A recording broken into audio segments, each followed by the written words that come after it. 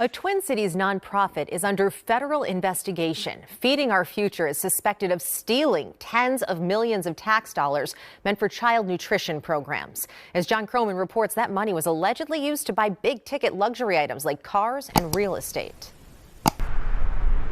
Federal agents raided this office building in St. Anthony and a dozen other locations Thursday.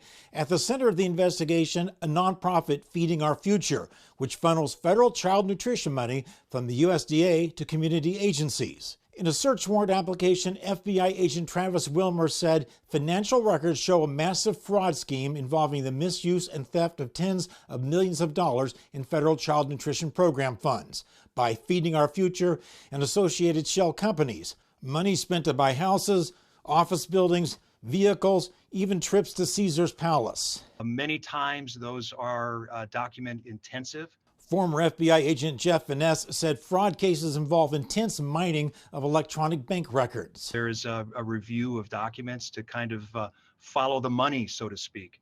And a lot of times those money flows will sort of speak for themselves. According to the search warrant, Feeding Our Future said thousands of meals were served to children at this office building in South Minneapolis, but the FBI found little evidence of that.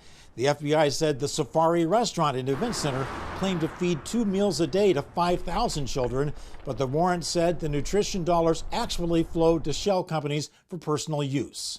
The Minnesota Department of Education became suspicious in 2020 because the amount of money flowing through Feeding Our Future had gone from $3 million in 2019 to $42 million in 2020. So the Department of Ed eventually cut off funding to the nonprofit, and then the nonprofit sued them. And last year, a Ramsey County judge ruled that the Department of Ed had to start the flow of money again. And then it went up to $197 million.